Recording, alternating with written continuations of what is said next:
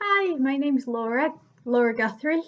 I'm an author for Cranachan, and my book, my debut novel, Anna, it's a young adult work, it will be coming out in June this year. So stay tuned with that, stay tuned with the website. You should be able to get my Instagram, Twitter, and Facebook from Cranachan's website. So we should have a range of different online tours, launch events, virtual ones, given the situation.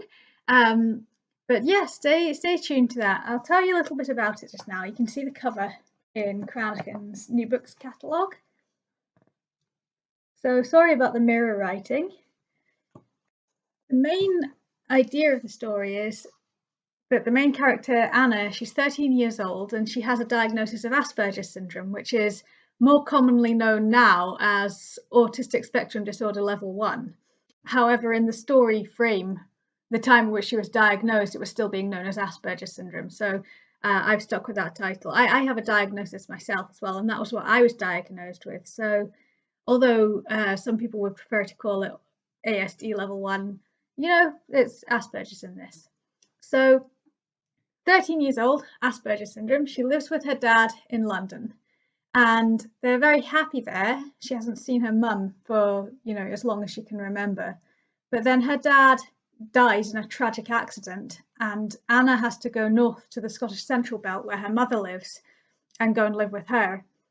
And her mother is this really estranged, reclusive person. She's, been very isolated for many years, has a lot of baggage going on and she's not really in a position to bond with Anna when Anna arrives or help her anyway. So Anna has to use sort of all the ingenuity and all the coping strategies and some that she hasn't learned as well, but all the coping strategies that she learned when she was with her dad to try and fit into her new community and try and connect with her mum and discover what's gone on in her past that's led to this situation. So one of the main coping strategies she's developed with her dad is this game called the happy game, where you have to sort of think of something to be happy about in all the most dire situations. And so it's really about her process of understanding just how far that can take her and how far that can actually help things and really what its limits are, but also the fact that you can still find these maybe greater depths of happiness in times that are incredibly difficult. So, in a sense, well, I hope it helps people just now. And it's actually it's not a new idea. It's based on Eleanor H. Porter's 1913 American children's classic, Pollyanna. So some of you might be familiar with that name. She's the girl who had the glad game, which again is the game of finding something to be glad about in everything. And in that original, she's 11 years old, and she lives in Vermont, and she goes to live with her aunt when her father dies. So that there's a few differences and things there. I like to play around with that. I mean, I like to think of it as BBC Sherlock played around with the original Sherlock Holmes canon.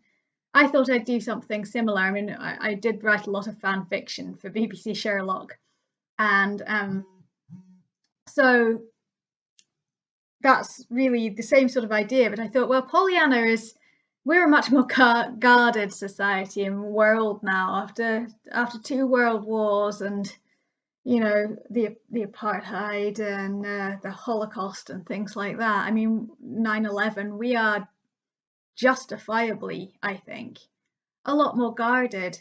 And yet I have this instinctive feeling that the premise of happiness as something you can actively cultivate on fairly simple basis is still relevant today. So my idea was take something fairly uncool and see if I can make it something that speaks to people today. But the other thing was I thought as I delved into Pollyanna more and sort of revisited that classic, I was thinking she does have some sort of Asperger traits, maybe not the stereotypical ones, but then I think that says more about people's misconceptions and preconceptions about Asperger's than it does about than it does about anything else, really. So why don't I actually give her a diagnosis in my version of it? And that's really how that came about. But the thing is that, Asperger's is very different in different people. There's this thing that a lot of the autistic community say is once you've met one autistic person, you've met one autistic person. Especially between girls and boys, men and women with Asperger's. A lot of the time, I think the women mask a lot of it. And so, in a way, their style of communication is very different.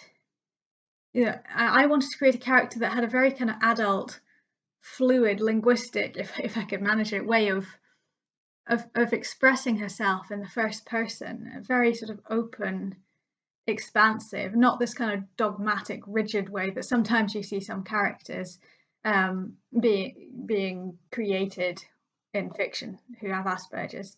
And I wanted it to be for a slightly older audience than a lot of the books that are targeted towards, that deal with the autism spectrum. I mean, a lot of them are sort of targeted at school children because that's often when people are diagnosed. But children with autism and Asperger's, they grow up to be adults with it, and so a young adult novel felt like it was exactly striking the balance in that respect as well. It let have slightly deeper, slightly more mature ideas as well, I think.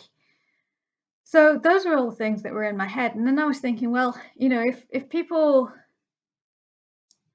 are forever just trying to tick symptom boxes when they create people with disabilities, or if people are just sort of trying to get away from the poor little things and brave little souls narrative that goes through classic fictions that know that they're creating a character with a disability, we can use, if we're trying to do that, we ought to be looking at other ways of creating these characters. And Pollyanna, I don't think she was created to be different, I think. That's definitely a theme in the book, but she wasn't created to have Asperger's. How could she have been? It wasn't described then. And yet, she has many of the traits, but she has them, and they're told in a sort of way that isn't constrained by them, like a lot of fiction, I feel, can be. And I'm thinking to myself, well, maybe we need to start doing more of this, like looking at what these authors do right in the creation of their characters, and if they give us inspiration for creating characters that do have disabilities now, we can get rid of those ruts that we experience now. I mean, I don't think the poor little things and brave little souls is quite as prevalent now, thanks to the disability studies movement, and the social model movement, which says disability is really in the eye of the beholder, in part in the eye of the society maker. So it's being treated more like gender equality and sexual equality and things like that. So poor little things, brave little souls, maybe not, but things like finding themselves, or discovering that they just need to make some tweaks and things, those are good up to a point, but anything good in excess becomes constraining. And so we don't want to just have that coming up again and again, and that being the kind of limits of what can be done with disability in fiction now. So yeah, those were all things that were in my mind. And if you would like to have a look and see and decide what you think about whether I've succeeded in that, I would be very interested to know. And yeah, do check it out. It's coming out in June with Cranachan, and it's called Anna.